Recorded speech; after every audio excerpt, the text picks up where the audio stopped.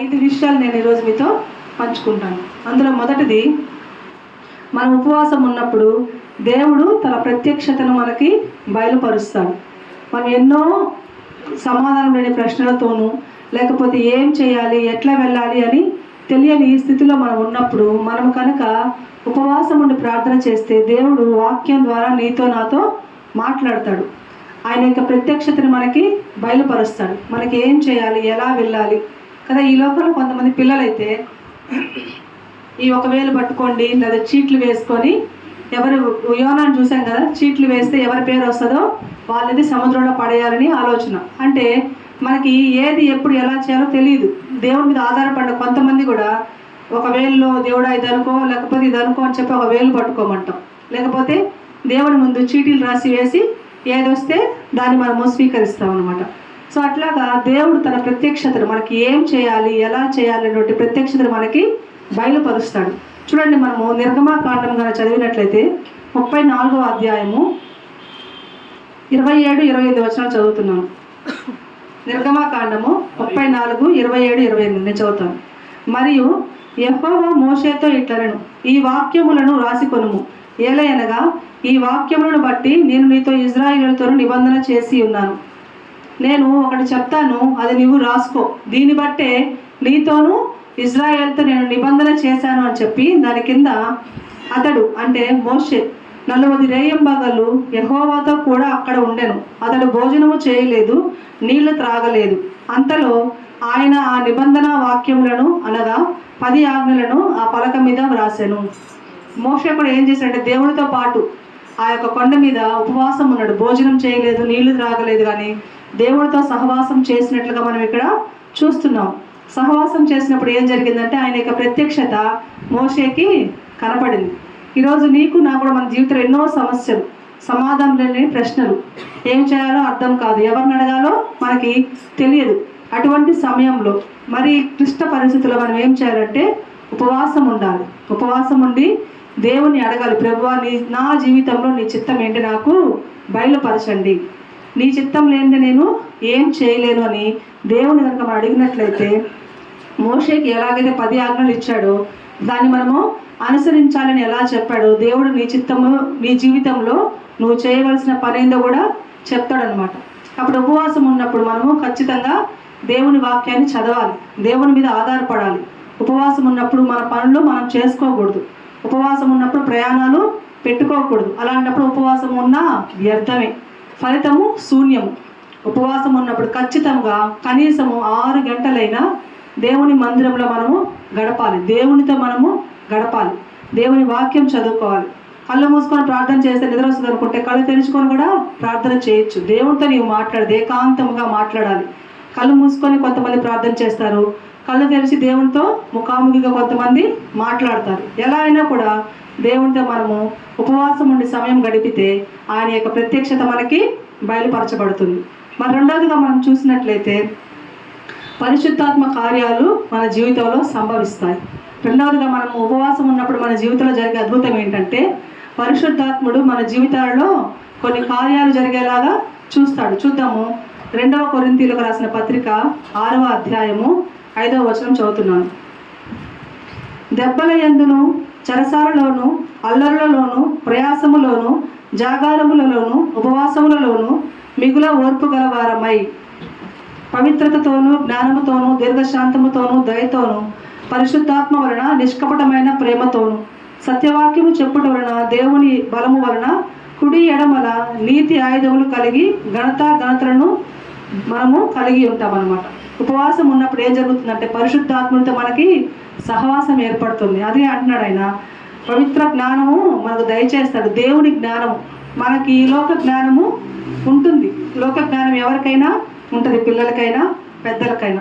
కానీ దేవుని జ్ఞానము నీకు కావాలంటే మనం ఏం చేయాలంటే ఉపవాసం ఉండి దేవుణ్ణి అడగాలి. అప్పుడు మనకి ఆయన యొక్క పరిశుద్ధాత్ముడు ఉపవాసంలో మనం ప్రార్థన చేసినప్పుడు మనతో మాట్లాడతాడు, పరిశుద్ధ కార్యాలు మన జీవితంలో జరిగేలాగా చేస్తాడు. అదే కొరింథీయులకు 11:27లో కూడా ఒక మాట చూద్దాం.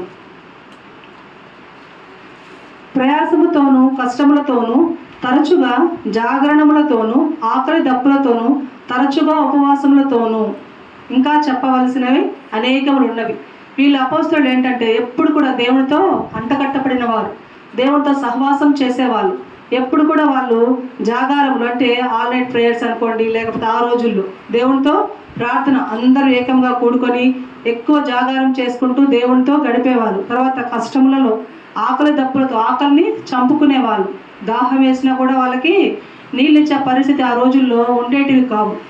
ఉపవాసం, తరచుగా ఉపవాసం, ఒకరోజు కాదు, 2 రోజులు కాదు, తరచుగా ఉపవాసం ఉండి వాళ్ళు ఎడతెగక ప్రార్థన చేసేవారు. కాబట్టి నీకు కష్టకాలం వచ్చినప్పుడు, లేకపోతే ఒక సమస్య నీకు వేధిస్తున్నప్పుడు, ఆ సమస్యకి నీకు సమాధానం దొరకనప్పుడు ఖచ్చితంగా నీవు ఉపవాసం ఉండాలి.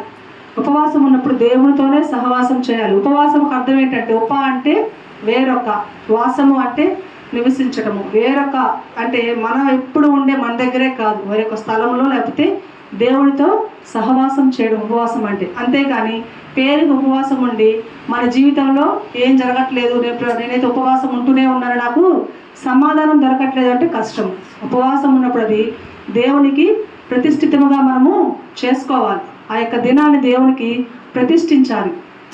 అంతేగాని మన సొంత పనులు చేసుకుంటా, నేను ఉపవాసం ఉన్నాను, నేను ఆయాసపరుచుకున్నాను, నా ప్రాణాన్ని నేను దుఃఖపరుచుకుంటున్నాను, అయినా కూడా నాకు సమాధానం రాలేదంటే ఖచ్చితంగా అక్కడ లోపము మనలోనే ఉంది, మనం చేసిన ఉపవాసంలోనే ఉంది. ఉపవాసం ఉన్నప్పుడు ఎలా ఉండాలంటే పరిశుద్ధముగా దేవునితో 1 గంట అయినా 2 గంటలైనా నీవు దేవునితో కనుక సహవాసం చేయగలిగితే అది ఎట్టి పరిస్థితుల్లోనైనా కూడా నీకు సమాధానం వస్తుంది. కాకపోతే కొంచెం ఆలస్యం అవ్వచ్చు. పరిశుద్ధ కార్యాలు, పరిశుద్ధాత్ముడు చేసే కార్యాలు మన జీవితంలో చాలా లేట్గా ఉంటాయి కదా. మన జీవితంలో, ఆడవారి జీవితంలో ముఖ్యమైనది ఏంటంటే పెళ్ళి. అనుకోగానే పెళ్లి చేసేస్తారా? అవ్వదు, దానికి సమయం పడుతుంది. తర్వాత ఏంటి? పిల్లలు పుట్టడం.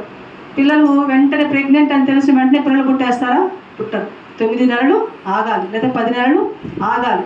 కొన్ని కార్యాలు అంటే జీవితంలో మనకి అసంభవము అనుకునే కార్యాలు కొంచెం ఆలస్యం అవుతాయి, కానీ ఖచ్చితంగా దేవుడవి నీ జీవితంలో నీ ఉపవాసం ఉన్నప్పుడు ప్రార్థన చేస్తే జరిగిస్తాడు. హల్లెలూయా. కాకపోతే దేవుని మీద మనము ఆనుకోవాలి, దేవుని మనము నమ్మాలి. సమయం పట్టచ్చు కొన్నిసార్లు. ప్రెగ్నెంట్ అని తెలిసిన వెంటనే బిడ్డ కావాలి, బిడ్డను చూడాలంటే కష్టము. 9 నెలలు 10 నెలలు ఆగాలి. తర్వాత కూడా బాధలు పడాలి. ఆ తర్వాతనే దేవుడు మనకి బిడ్డను అనుగ్రహిస్తాడు. కాబట్టి ఈ లోకంలో పరిశుద్ధాత్మ దేవుడితో మనం సహవాసం చేసేటప్పుడు ఎన్నో కష్టాలు వస్తాయి, ఎన్నో ఇబ్బందులు, ఇరుకులు వస్తాయి. కానీ వాటన్నిటిని మనము తట్టుకోగలిగితే దేవుని మనము ఏమైతే అడుగుతామో ఖచ్చితంగా ఆ యొక్క ఉపవాసం నువ్వు అడిగినప్పుడు అద్భుత కార్యము నీ జీవితంలో జరుగుతుంది. మరి మూడవదిగా మనం చూస్తే కీడు నుండి తప్పించి దేవుని కాపుదల ఇస్తుంది. నీ ఉపవాసం ఉన్నప్పుడు అందులో జరిగే మరో అద్భుతం ఏంటంటే కీడు నుండి తప్పిస్తుంది నీ జీవితంలో, నీకు తెలియకుండానే కదా. ఈ రోజులు సజీవులుగా మనం ఉన్నామంటేనే అది గొప్ప మేలు. మనకు తెలిసిన వారు, మనతో ఉన్నవారు ఈరోజు లేరు, కానీ నీవు, నేను, నీ కుటుంబము, నా కుటుంబము సజీవంగా ఈరోజు దేవుని సన్నిధిలో ఉన్నామంటే కేవలము దేవుని కృపే. కాబట్టి నేను ఎందుకు ఉపవాసం ఉండాలి, దేనికోసం ఉపవాసం ఉండాలి అనుకుంటే ఈరోజు నీవు సజీవులుగా ఉన్నావు, అదే పెద్ద వరము, దేవుడు నీకు ఇచ్చిన వరం. మనతో ఉన్నవాళ్ళు ఈరోజు మనతో లేరు, కాకపోతే నీవు ఈరోజు నీ కుటుంబంతో సజీవంగా ఉన్నావు అంటే, దేవుని సన్నిధిలో ఈ రీతిగా నువ్వు ప్రార్థన చేస్తున్నావు అంటే అది ఖచ్చితంగా దేవుని కృపే. కాబట్టి కీడు నుండి మనల్ని తప్పించే దేవుని కాపుదలని ఇస్తుంది. చూద్దాము, యోనా గ్రంథం కనుక మనం చూసినట్లయితే యోనా కీడులో పడిపోయాడు, అవును కదా. దేవుడు చెప్పిన మాట వినకుండా ఏం చేశాడు మనకు తెలుసు. యోనా గ్రంథం అంతా మనందరికీ తెలిసిన విషయమే. దేవుడు చెప్పిన పని చేయనప్పుడు ఒక్కోసారి మనకు కూడా కీడులు సంభవిస్తాయి. అంత మాత్రాన దేవుడు మనల్ని చేయి విడిచినట్టు కాదు. మరలా మనము దేవుడిని స్తుతించాలి, మన తప్పు మనము తెలుసుకోవాలి, ఉపవాసం ఉండి ప్రార్థన చేయాలి. యోనా 3 దినాలు ఉపవాసం ఉన్నాడు కదా, ఆహారం లేదు. చేప కడుపులో ఆహారం ఎక్కడి నుంచి వస్తుంది? రాదు. ఉపవాసం ఉండి తన తప్పు తను తెలుసుకున్నాడు, ప్రభువుని వేడుకున్నాడు. నా తప్పు నేను తెలుసుకున్నాను, నేను ఇంకెప్పుడు ఇలా చేయను ప్రభా, నువ్వు చెప్పింది చేస్తాను కదా. జీవితంలో పిల్లలు కూడా చూడండి, మనం ఏదైనా చెప్పామనుకో, అట్లా వెళ్ళొద్దు నాన్న, తగులుతుంది, లేదా షాక్ కొట్టద్ది అని చెప్తే వినరు. అది షాక్ కొట్టిన తర్వాతనే వింటారు. మనం కూడా అంతే, జీవితంలో దేవుడు మనకి ఎన్నో ఆజ్ఞలు ఇస్తున్నాడు, ఎన్నో మనకి ఇతరుల ద్వారా తెలియజేస్తూ ఉంటాడు, ఇట్లా చేయడం పాపము, ఇది చేయడం తప్పు అని. కానీ మనము వినము. దీనికే తప్పు అయిపోతుందా, దీనికే పాపం అయిపోతుందా అని మనం వినము. కానీ అది మనకు సంభవిస్తే అప్పుడు వింటాము. కాబట్టి యోనా కూడా దేవుడు చెప్పిన పని చేయలేదు. తర్వాత చేప కడుపులో వేసి ఆ యొక్క బాధ అనుభవించిన తర్వాత అప్పుడు మొరపెట్టుకుంటున్నాడు దేవుడికి, ప్రభువా నేను చేసింది తప్పే నాయన, నువ్వు చెప్పింది నేను చేయకుండా నా ఇష్ట ప్రకారం నేను చేశాను. ఈరోజు మన జీవితంలో కూడా దేవుడు మనకి ఎన్నో మాటలు హెచ్చరిస్తూ ఉంటాడు. ఇది చేయకూడదు అని మనకు తెలుసు, ఇది చేయాలి అని మనకు తెలుసు, కానీ మనము చేయము. ఎప్పుడైతే ఆపద సంభవిస్తుందో ఆ రోజు వస్తాం దేవుని దగ్గరికి, ప్రభువా నువ్వు చెప్పింది నేను చేయలేకపోయాను, నన్ను క్షమించని. అప్పుడు మనము మారు మనసు పొందుతామన్నమాట. అదేదో ముందుగానే దేవుళ్ళో సహవాసంగా ఉండి ముందుగానే దేవునితో మనం అంటగట్టబడితే మనకి సమస్యలు రావు. కొన్ని ఉంటాయి, దేవునికి అంటగట్టబడినా కూడా సమస్యలు వస్తాయి. యోబుని పరిశీలించలేదా? యోబు దేవుని ఎంతగానో హత్తుకున్నాడు, దేవుని ప్రతిదినం ప్రార్థన చేసేవాడు. మనం పరిశుద్ధంగా ఉన్నా కూడా ఒక్కొక్కసారి మనకి ఖచ్చితంగా శోధనలు శ్రమలు వస్తాయి. శోధన శ్రమ వచ్చిందంటే ఏమవుతాం? మనం ధన్యులమవుతాం. శోధన సహించేవాడు ధన్యుడు. మరి యోబుకి ఏం తక్కువైంది కదా? మనకి యోబు చరిత్ర అంతా తెలుసు. అయినా కూడా దేవుడు యోబుని ఎన్నుకున్నాడు, ఎందుకంటే తప్పిపోరు అని. అవునా? ఇప్పుడు మన ఇంట్లో పిల్లలు ఉంటారు, వాళ్ళలో ఎవరు గట్టిగా ఉంటారు, ఎవరు ఊడికి ఏడుస్తారో మనకు తెలుస్తుంది. లేదా స్కూల్లో టీచర్ ఉన్నారు, ఒక గేమ్ ఆడాలి, ఆ గేమ్కి ఎవరు సూటబుల్ పర్సన్ అనేది ఆ టీచర్కి తెలుస్తుంది. ఎందుకంటే సూటబుల్ పర్సన్ని ఎన్నుకుంటాం మనం విన్ అవ్వాలంటే. కాబట్టి దేవుడు కూడా నిన్ను ఎన్నుకున్నాడు అంటే నువ్వు దేవుని యొక్క దృష్టిలో ఉన్నట్లేదు. హల్లెలూయా. దేవుడు నాకెందుకు ఇన్ని పరీక్షలు పెడుతున్నాడు, నాకెందుకు ఇన్ని శోధనలు వస్తున్నాయి, నాకెందుకు ఇన్ని బాధలు వస్తున్నాయి, అందరూ బాగున్నారు కదా, మరి నేనేం చేస్తాను? దేవుళ్ళో కరెక్ట్గా ఉండడం తప్ప, దేవుళ్ళో నేను అన్నీ చేస్తున్నాను కదా, మరి నాకెందుకు అంటే దేవుడు నిన్ను ఎన్నుకున్నాడు. ప్రతిదినం ప్రార్థన చేసేవాడు యోబు, ప్రతిదినం బలులు అర్పించేవాడు. అయినా కూడా శోధనలు వచ్చాయి. మనకు శోధన వచ్చినప్పుడు మనం ఖచ్చితంగా యోబుని జ్ఞాపకం చేసుకోవాలి. ఒక్కొక్కసారి మన జీవితాన్ని ఇంకా ఫలభరితంగా చేయడానికి, లేకపోతే ఇంకా ఉన్నతంగా ఉంచడానికి మనకి శ్రమలు వస్తాయి. తర్వాత ఇంకొకటి కానీ చూసినట్లయితే ఎస్తేరు కూడా మనం జ్ఞాపకం చేసుకుంటే కీడు నుండి తప్పించడానికి కూడా ఒక్కొక్కసారి దేవుడు మనల్ని ఎన్నుకుంటాడు. కానీ కీడు నాకు సంభవించింది అని మనము బాధపడకూడదు. మనందరికీ తెలుసు కదా ఎస్తేరు గురించి.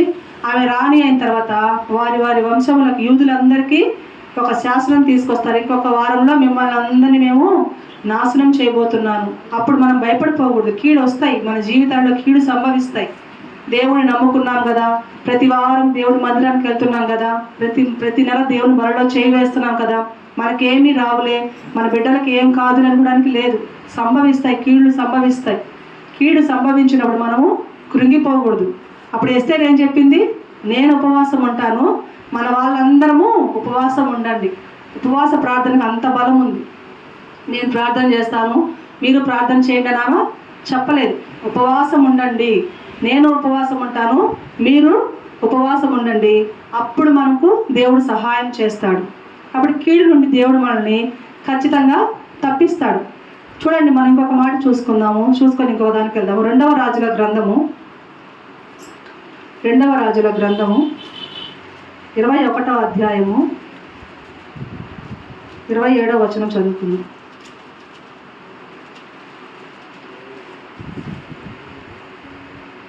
21, 27 లేదు.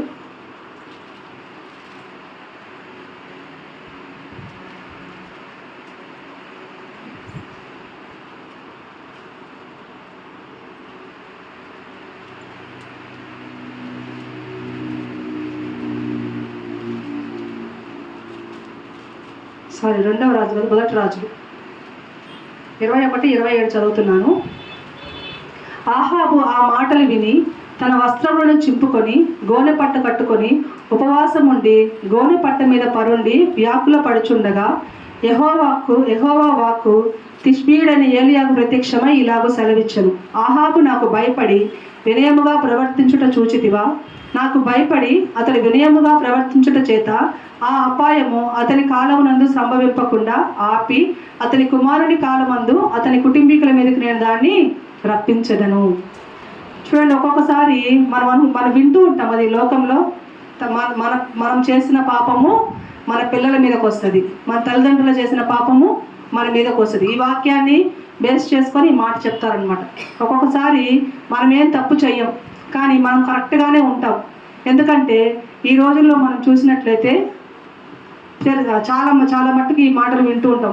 తల్లిదండ్రులు చాలా మంచిగా ఉంటారు, ప్రార్థనా పరులుగానే ఉంటారు.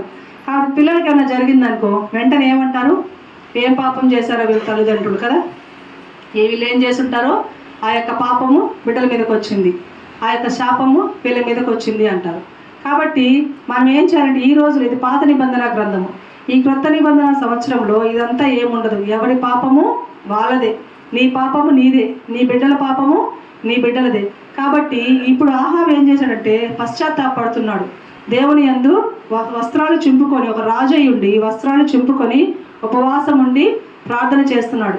అప్పుడు దేవుడు అంటున్నాడు, సరే నువ్వు ప్రార్థన చేశావు, నిన్ను విడిపిస్తున్నాను, కానీ ఈ పాపాన్ని ఈ శాపాన్ని, నీకు రావాల్సిన పాపాన్ని శాపాన్ని నీ తరతరాల మీదకి రాణిస్తాను అని చెప్తున్నాడు. కాబట్టి ఈరోజు నీ కొరకు మాత్రమే కాదు ఈ ఉపవాసం నీ ఉండేది. నీ ఉన్నప్పుడు నీ ఉపవాస ప్రార్థన నీ బిడ్డలకి, నీ బిడ్డల బిడ్డలకి, వారి తరతరాలకు ఉండేలాగా నువ్వు ప్రార్థన చేయాలి. ఈ దినం తప్పించుకోవడం కాదు మనకు కావాల్సింది. 1000 ఏండ్లు మనము దేవుని రాజ్యంలో ఉండాలి. 1000 ఏళ్ళు దేవుని రాజ్యంలో ఉండాలంటే ఒక్కటే ఉంటే సరిపోద్దా? సరిపోదు. మన కుటుంబం అంతా ఉండాలి. మన బిడ్డలు విడవబడినా, మన కుటుంబీకులు విడవబడినా మనకు అది ఎంతో వేదన కలిగిస్తుంది. కాబట్టి ఉపవాసం ఉన్నప్పుడు నీవు నీ బిడ్డల కోసమే కాదు, నీ తరతరాల కోసం కూడా నీవు ప్రార్థన చేయాలి. ప్రభువా, ఏ కీడైనా కూడా నా తెలియకుండా నా బిడ్డలు చేసినా, వారి బిడ్డలు చేసినా నీవు మమ్మల్ని క్షమించు అని చిన్నప్పటి నుంచే బిడ్డలు కూడా నీవు నేర్పించాలి. ఉపవాసం ఉండడం వాళ్ళకు కూడా నేర్పించాలి. కొంచెం కష్టమే, ఒక 40 సంవత్సరాలు వచ్చేంత వరకు మనము ఉపవాసం ఉండొచ్చు. కాబట్టి పిల్లలకి ఒక్క పూట అయినా ఉపవాసం ఉండడం నేర్పించండి. ముఖ్యంగా మగపిల్లలు ఉపవాసం ఆదివారం తినకుండా వచ్చేది కాదు. తినకుండా వచ్చేసినంత మాత్రం ఉపవాసం కింద కాదు. టైం లేకుండా తినం చాలాసార్లు. సమర్పించుకోవాలి దేవునికి. ఉపవాసం అంటే దేవునికి మనము సమర్పించుకోవాలి. ఆ దినాన్ని మన పనులు చేసుకుంటా మన ఇష్టానికి టైం లేకుండా తినకుండా వచ్చేసి మనం అది ఉపవాసం కింద చెప్పుకోకూడదు. కాబట్టి అబ్బాయిలు కూడా ఉపవాసం ఉండడం నేర్చుకోవాలి. దేవునికి ఒక రోజుని లేకపోతే ఒక దినాన్ని, ఒక పూటనైనా మీరు ప్రతిష్ఠించుకోవాలి. ప్రతిష్ఠించుకున్నప్పుడు ఖచ్చితంగా బైబిల్ చదువుకోవాలి. అప్పుడు అది నీకు ఆశీర్వాదము, రేపు నీ తరతరాలకి ఆశీర్వాదము. కాబట్టి కీడు నుండి తప్పించుకున్నారు. యోనా తప్పించుకున్నాడు. చేప కడుపులో ఉండడం సామాన్యమైన విషయమా? కానీ తప్పించుకున్నాడు. ఎందుకంటే ప్రార్థన చేశాడు. ఉపవాసం తెలియకుండానే ఉపవాసం ఆయనకి. అక్కడ భోజనము లేదు, తాగడానికి ఏమీ లేదు, కేవలము ప్రార్థన ప్రార్థన ప్రార్థన. తర్వాత ఎస్తేరు కూడా, నేను రాణిగా ఉన్నాను కదా, నాకేం కాదనుకుంటున్నావేమో, నిన్ను బట్టి మా అందరికీ మేము ఇప్పుడు ఈరోజు చచ్చిపోబోతున్నాం అని చెప్పినప్పుడు ఆమె రాణి వస్త్రమైనా కూడా ఏం ముట్టకుండా అన్నీ వదిలేసి, నేను ఉపవాసం ఉంటున్నాను, మీరు ఉపవాసం ఉండండి, మనందరం కలిసి దేవుని మన మీద పెట్టే ఉగ్రతను తప్పించుకుందామని ప్రార్థన చేసింది. కాబట్టి మనం కూడా ఈ దినము మన కోసమే కాదు, మన వారందరి కోసము ఉపవాసం ఉండాలి. ఉపవాసం అంటే అందరికీ చెప్పుకొని, ఇంతకుముందు చెప్పుకున్నాం కదా, అందరికీ చెప్పుకుంటూ ఉపవాసం ఉండద్దు. నీ ఉపవాసం ఉన్నప్పుడు ఖచ్చితంగా 1 గంట అయినా దేవునితో నీవు గడపగలిగితే అది శ్రేష్టం అన్నమాట. కాబట్టి ఇంకోటి కూడా మనం చూసినట్లయితే అపవాది బంధకాల నుండి విడిపిస్తుంది. దీనికి మనకి ఎగ్జాంపుల్ ఎవరు? అపవాది బంధకాలు. ఉపవాసం ఉన్నప్పుడు ఖచ్చితంగా మీరు ఒకసారి మీరు ఆలోచించుకుంటే, మనం ఉపవాసం ఉండాలని నిర్ణయించుకున్న రోజు అన్నీ వస్తాయి. ఆకలి వస్తుంది, బంధువులు వస్తారు, ప్రయాణాలు వస్తాయి. ఎందుకంటే అపవాది అలా కల్పిస్తాడు. మన యేసయ్య అనే దేవుడు అపవాది శోధించాడు కదా. ఆయన అడవిలో ఉన్నప్పుడు ఆయనకి ఏమేమి చూపించాడు? లోకాశ. ఇదిగో నా కాళ్ళకు ముక్కు, ఈ లోకానంతా నీకు ఇచ్చేస్తాను అని చెప్తాడన్నమాట. తర్వాత శరీరాశ. నీకు ఇష్టమైతే నువ్వు నాకు ఆకలి ఉందని చెప్పు, నేను ఈ రాళ్ళని రొట్టెలుగా చేసి నీకు ఇస్తాను. తర్వాత జీవపు డంబము, ఈ లోకానంతా నీకు ఇచ్చేస్తాను, ఇదంతా నువ్వే ఏలుకో, ఇది నా రాజ్యము, ఈ లోక నాదుడు ఎవరంటే అపవాది అని దేవుడు కూడా మన ఉపవాసం మనకి ఎన్నో చూపించాడు. మాదిరికరం. ఎప్పుడు కూడా మన బిడ్డలకి మనం మాదిరికరంగా ఉండాలి. మనం ఉండి వాళ్ళకు చూపించాలి. చెయ్యి అని చెప్తే ఎవరికి అర్థం కాదు.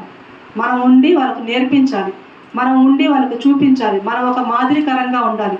అందుకే యేసయ్య మనకి మాదిరికరంగా ఉన్నాడు. ఉపవాసం ఎలా చేయాలి, ఉపవాసం ఎలా ఉండాలి, ఉపవాసం ఉన్నప్పుడు ఎన్ని శోధనలు వస్తాయని అన్ని భరించి మనకి చెప్పాడు. మనంగా మత్తయి సువార్త 4వ అధ్యాయం చూసినట్లయితే, అప్పుడు యేసు అపవాది చేత శోధింపబడుటకు ఆత్మ వలన అరణ్యమునకు కొనిపోబడెను. శోధించబడుటకు సిద్ధపడి ఆత్మ చేత కొనిపోబడ్డాడు. అపవాదికి తెలుసు ఇప్పుడు ఆయన ఉపవాసం ఉంటాడు, మనము శోధించాలని. యేసయ్యకి కూడా తెలుసు నేను ఉపవాసం ఉంటున్నాను, ఇప్పుడు అపవాది వచ్చి నన్ను శోధిస్తుంది అని. కదా. చూడండి, 40 దినములు 40 రాత్రులు ఉపవాసం ఉండిన పిమ్మట ఆయన ఆకలి కొనగా ఆ శోధకుడు ఆయన ఎదుకు వచ్చి, నీవు దేవుని కుమారుడు అయితే ఈ రాళ్ళు రొట్టెలుగా చేసుకోనవనెను. ఇది శరీరాశ. ఆకలి ఉన్నప్పుడు కదా, ఒకసారి మీరు జ్ఞాపకం చేసుకోండి, మనం ఎప్పుడైతే ఉపవాసం ఉంటామో అప్పుడు మనం ఇంటికి వెళ్ళినప్పుడు ఆ యొక్క వంటకము ఏదైనా కూడా మనకి ఎంతో కళ్ళకి రుచిగా కనిపిస్తుంది కదా. జ్యేష్ఠత్వాన్ని పోగొట్టుకున్నాడు ఎవరు? ఏశావు. దేనికోసం? ఆ యొక్క ఎర్రగా కళ్ళకి అందంగా కనిపిస్తున్న చిక్కుడు కూరను చూసి ఆకలితో ఉన్నాడు. నీ జ్యేష్ఠత్వాన్ని ఇస్తావా అంటే ఏం కోల్పోతున్నాడో కూడా తెలియలేదు, ఇచ్చేస్తానని చెప్పేశాడు. జ్యేష్ఠత్వం యొక్క ప్రాముఖ్యత ఆయనకి తెలియలేదు ఆ రోజు. ఏంటంటే ఆకలి. ఈరోజు మనం కూడా ఆకలిగా ఉందనుకుంటే వాళ్ళ బిడ్డల ఆకలి అంటది 50 రూపాయల వస్తువు 150 చెప్పినా 200 చెప్పినా కొనిచ్చేస్తాము. ఎందుకంటే ఆకలి అట్లాంటిది. మనిషిని ఆకలి ఎంత హీనస్థితి కన్నా దిగజారుస్తుందంట. కాబట్టి ఆకలి ఉన్నప్పుడు మనకి ఎన్నో శోధనలు వస్తాయి. అపవాది అసలు మనల్ని ఉపవాసం ఉండనీడు, అసలు ఉపవాసం ఉండడానికి ఇష్టపడాడు. దేవుడికి మనం ఎక్కడ దగ్గర అయిపోతామో అని అసలు మనల్ని ఉపవాసమే ఉండనివ్వడు. ఎన్నో రకాలుగా శోధిస్తాడు, ప్రయాణాలు పెడతాడు, బంధువులు రప్పిస్తాడు, లేకపోతే మనకి ఇష్టమైనవి మన కళ్ళ ముందు పెడతాడు. మన మనసంతా దేవుని మీద నుంచి ఆ యొక్క తిండి మీదకి వచ్చేలాగా చేస్తాడనమాట. కాబట్టి ఉపవాసం ఉండడం అనేది చాలా ఈజీ అనుకుంటారు ఎవరు? వాళ్ళ పనులు వాళ్ళు చేసుకుంటూ వారి లోకంలో తిరుగుతూ పేరుకు ఉపవాసం ఉండేవాళ్ళు. కానీ నిజంగా దేవుని కోసం ఉపవాసం ఉండే వాళ్ళకి ఉపవాసం అనేది చాలా కష్టమైనది. తర్వాత శరీరాశ చూపించాడు. తర్వాత నేత్రాశ. ఈ యొక్క చూడండి, నేత్రాశను చూడండి. ఆయన నువ్వు పైనుంచి కిందకు దూకేసి, నువ్వు దేవుని కుమారుడు కదా, నువ్వు అన్నీ చెప్పుకుంటున్నావు కదా, దేవదూతలు వచ్చి నిన్ను కాపాడుతారు. ఒక్కోసారి గుడ్డిగా మనం కూడా అనుకుంటుంటాం కదా, దేవుడు ఉంటే నన్ను కాపాడుతాడులే, గాల్లో దీపం పెట్టేసి దేవుడా అంటే మనకి కార్యాలు జరగవు. ఇవన్నీ అపవాది చేసేటువంటి క్రియలు. మనం ప్రార్థించాలి, మన ప్రయత్నం మనం చేయాలి, అప్పుడే దేవుడు సహాయం చేస్తాడు మనకి. అంతేగాని ఇదిగో దీపం పెట్టేశాను, దేవుడు ఉంటే ఈ దీపం ఆరిపోకూడదు అంటే గాలి ముందు దీపం పెడితే ఆరకుండా ఉంటుందా? కాబట్టి అటువంటి ప్రయత్నాలు మనము చేయకూడదు. అవన్నీ అపవాది క్రియలు. మనం అట్లాంటివి చేయకూడదు. మన ప్రయత్నం మనం చేయాలి, ముందుగా ప్రార్థన చేసుకోవాలి, అప్పుడు దేవుడు నీకు సహాయం చేస్తాడు. మరి మూడవదిగా చూస్తే జీవపుడంబం. మనకు కూడా ఎన్నో ఆశలు, ఈ యొక్క లోకాన్ని చూస్తే ఎన్నో ఆశలు. లోకంలో ఉన్నదంతా ఇదే, శరీరాశ, నేత్రాశ, జీవపుడంబం. ఇదే మనకి యోహాను సువార్త 1 యోహాను 16 అధ్యాయంలో 2వ అధ్యాయం 16 వచనంలో కనిపిస్తుంది. 1 యోహాను రాసిన పత్రికలో 2వ అధ్యాయం 16, లోకములో ఉన్నదంతయు అనగా శరీరాశయు నేత్రాశయు జీవపుడంబమును తండ్రి వలన పుట్టినవి కావు, అవి లోక సంబంధమైనవే. ఇవి తండ్రి పుట్టించినవి కావు. శరీరాశ కానీ, నేత్రాశ కానీ, జీవపుడంబం కానీ దేవుడి వల్ల కలిగినవి కావన్నమాట. కాబట్టి ఉపవాసం ఉన్నప్పుడు మనకి ఎన్నో శోధనలు వస్తాయి, ఎన్నో రకాలుగా మనము శోధింపబడతాం. కానీ వాటిని జయించి మనము ముందుకు సాగాలి. ఉపవాసం అంటే కేవలము తిండి మాని ఉపవాసం ఉండడమే కాదు, కానీ దేవుడితో సహవాసం చేయడం కూడా. నువ్వు ప్రార్థన చేయాలని మనస్ఫూర్తిగా అనుకున్నప్పుడే మన ఇంటికి ఎవరో ఒకరు బంధువులు వస్తారు, ఏదో ఒక పని పడుతుంది. అవన్నీ పక్కకు పెట్టిగానే నువ్వు ప్రార్థన చేయగలిగితే దేవుడు మనకి సహాయం చేస్తాడు. ఆఖరిగా మనం చూసినట్లయితే దేవుడు తట్టు తిప్పే ఏకైక సాధనము ఉపవాసం అనేది. ఎన్నో రకాలుగా మనం శోధిస్తున్నప్పటికీ కూడా మనకు దేవుని వైపు తిప్పగలగాలి. నువ్వు ఉపవాసం ఉన్నావంటే ఆ రోజు దేవునితో నువ్వు అంటుకొట్టపడాలి, దేవునితో నువ్వు ప్రతిష్ఠించుకోవాలి. చూడండి, యోవేలు రాసినటువంటి గ్రంథం ఒకసారి చదువుదాము. యోవేలు 2వ అధ్యాయము 12వ వచనం.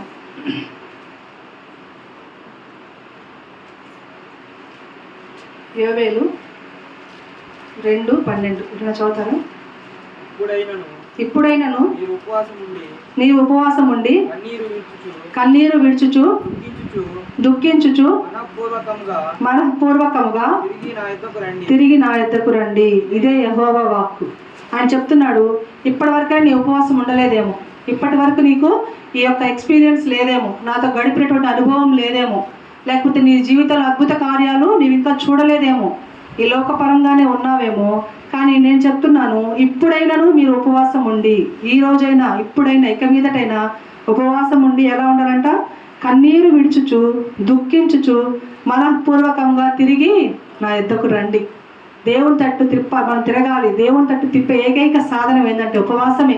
నీవు నిజముగా ఉపవాసం ఉన్నావా లేదా అని మనకెట్లా తెలుస్తుందంటే, నీకు ఆకలి వేస్తుందంటే నీవు నిజముగా ఉపవాసం లేవు. ఆకలి వేస్తుంది అంటే నీవు ఎప్పుడైతే దేవునికి అంటగట్టపడి దేవునిలో నువ్వు ఏమంటారు లీనమైపోతావో ఆ రోజు నీకు ఆకలి అనిపించదు. దేవుళ్ళో నీకు ఒక ఆనందం, దేవుని బలము, దేవుని శక్తిని నిన్ను ఆవరిస్తుంది. ఈ లోకంలో మనం తిరుగుతూ పనులు చేసుకుంటూ ఉంటే మనకు దాహం వేస్తుంది, ఆకలి వేస్తుంది. కాబట్టి ఇప్పుడైనా, ఇంకా మించిపోయలేదు, సమయం ఇంకా చాలా ఉంది, నేను ఇంకా నీకు సమయాన్ని ఇస్తున్నాను. ఇప్పుడైనా నీ ఉపవాసం ఉండి ఎలా ఉండాలి? కన్నీరు విడుచుచు నీ యొక్క పశ్చాత్తాపం పడాలి. నీ యొక్క పాపానికి, నీవు చేసిన క్రియలకి, నీ కుటుంబీకులు చేసినటువంటి క్రియలకి, ప్రతి విషయానికి నీవు దేవుని దగ్గర మోకరించి ఉపవాసం ఉండి కన్నీరు విడిచి దుఃఖించుచు, బాధ కదా, రొమ్ములు కొట్టుకుంటూ ఏడ్చింది శుంకరి. కన్నులు ఆకాశం వైపు ఎత్తడానికి కూడా నేను అర్హత లేని దానను ప్రభువా, కానీ నీవు నా కోసము ఇంత ధన్యతనిచ్చావు, నన్ను నీవు ప్రేమించావు, నా కోసం ఎన్నికలేని నా కోసం ఆ సిలువలో నీవు మరణించావు ప్రభువా. నీవు గనక ఏడ్చి దుఃఖించి కన్నీరు విడిచి మనఃపూర్వకముగా తిరిగి నా దగ్గరకు రండి రా, మళ్ళీ వచ్చి నాకు ప్రార్థన చేయి. నీ జీవితంలో ఎటువంటి క్లిష్ట పరిస్థితిలో ఉన్నా, కొంచెం ఆలస్యం కావచ్చు, లేదు ఒక్కొక్కసారి జరుగుతాయి, కొన్ని విషయాలు జరుగుతాయి, అంత మాత్రాన దేవుడు నీ చెయ్యి విడిచినట్టు కాదు కదా. మనం దారిలో పోతున్నాము, దారిలో పోతుంటే ఈ దారిలో పోవాలి అని ఇంకొకరు చెప్పారనుకుందాం, ఆ దారిలో పోతా ఉంటే ఒక ముళ్ళు గుచ్చుకుంటుంది కదా. ఒక ముళ్ళు గుచ్చుకున్నంత మాత్రం మనం అంటాం, నువ్వు అసలు ఎడ చెప్తావు, సిద్ధంగా అక్కడ పోతున్నాను నేను, ఇట్లా నువ్వు రమ్మన్నావు, ఒక ముళ్ళు గుచ్చుకుందని చెప్పి తీసి పక్కన పడేసి మళ్ళీ వెనక్కి వచ్చి ఆ దారిలో పోయావనుకో, ఇక్కడ ఒక్క ముళ్ళే ఉంది, ఆ దారి మొత్తం ముళ్ళే. హల్లెలూయా. ఒక్కొక్కసారి ఒక్క ముళ్ళు గుచ్చుకోవడం వల్ల నువ్వు ఇబ్బంది పడిపోయి వెనక్కి వెళ్ళి మరలా వెనక దారికే వెళ్ళావంటే ఆ యొక్క బ్రతుకంతా ముళ్ళే ఉంటాయి. నువ్వు ఒక్క ముళ్ళని తట్టుకొని పక్కకు పెట్టి వెళ్ళగలిగితే నీ జీవితం ముందుకి సాగుతూ ఉంటుంది. మేము కనుక ఎవరైనా చూసినట్టు ఈ మధ్య ఒక వీడియో చూసాము, ఒక పెద్ద బండ పడిపోతూ ఉంటుంది అనమాట, పైనుంచి కింద పడిపోతూ ఉంటే ఒక అతను దాన్ని ఆపుతాడు. ఆ ఆపే ప్రయత్నంలో ఆయన జరిగి ఒక పెద్ద ఒక టెంపుల్ లాగానో, ఒక గుడి లాగానో, ఒక ఇల్లు అనుకుందాం, అది ఆయన జరిగి ఆపడంలో కొంచెం తగిలి ఈ యొక్క పెద్ద ఇంట్లో నుంచి ఒక చిన్న రేకు ఊడిపడిపోద్ది అనమాట. రేకు ఊడిపడిపోతే వచ్చి ఆ ఇంట్లో వాళ్ళు వచ్చి ఆయన్ని తిడుతూ ఉంటారు, నీ వల్లే ఇది జరిగింది, నీ వల్లే జరిగింది, మా ఇల్లు ఇదికి కొంచెం ఇరిగిపోయింది, మా స్తంభం పడిపోయిందని తిడుతూ ఉన్నప్పుడు ఆయనకు బాధ వేస్తాడు. అరే నేను ఎంత పెద్ద మేలు చేయబోయాను వీళ్ళకి, ఈ మేలు వీళ్ళకి అర్థం కాదని ఆయన ఆ బండను వదిలేసి పక్కకు వచ్చేస్తాడు. అప్పుడు ఆ బండ వచ్చి ఆ ఇల్లు మొత్తం కూల్చేస్తాడు. ఒక్కొక్కసారి పెద్ద ప్రమాదం తప్పించడం కోసం మన జీవితంలో చిన్నవి జరుగుతాయి, అది మనం గ్రహించలేమన్నమాట. దానికి మనము ఎదుటి వాళ్ళనో లేకపోతే అది చేసిన వాళ్ళను తిట్టుకుంటూ ఉంటాం, కానీ మనకు తెలియదు ఆ యొక్క ప్రమాదం జరగకపోతే ఇంకా పెద్ద ప్రమాదం జరిగే అవకాశం ఉందని. కాబట్టి ఈ 5 విషయాలు మీరు గుర్తుపెట్టుకోండి.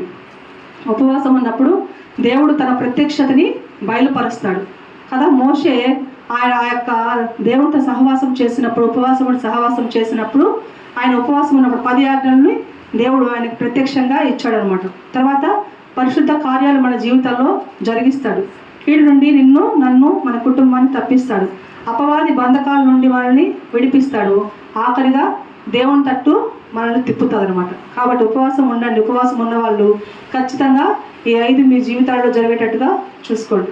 ఈ సమయం ఇచ్చిన దేవునికి పాస్టర్ గారికి నా వందనాలు.